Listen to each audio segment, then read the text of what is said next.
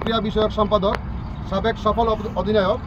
৩৬ জুলাই স্মৃতি cricket tournament ২০২৫-এ শুভ উদ্বোধন অনুষ্ঠিত। রাজধানীতে উৎসবমুখর পরিবেশে অনুষ্ঠিত হয়েছে ৩৬ জুলাই স্মৃতি ক্রিকেট টুর্নামেন্ট ২০২৫-এ শুভ উদ্বোধন অনুষ্ঠান।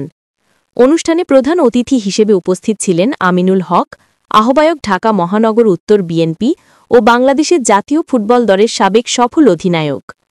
অনুষ্ঠানে বিশেষ অতিথি হিসেবে উপস্থিত ছিলেন জাহাঙ্গীর কবির জন, উপদেষ্টা হিউম্যানিটি অব বাংলাদেশ। অনুষ্ঠানের সভাপতিত্ব করেন হিউম্যানিটি অব বাংলাদেশের সভাপতি ইঞ্জিনিয়ার মোহাম্মদ মেজবাউদ্দিন।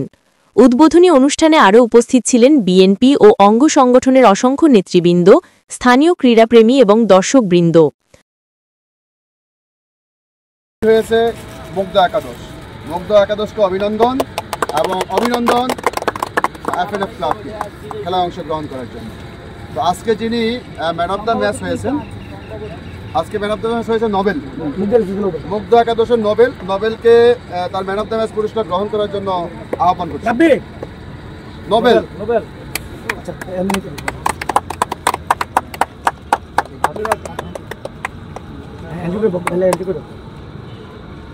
शाबाश शाबाश शाबाश शाबाश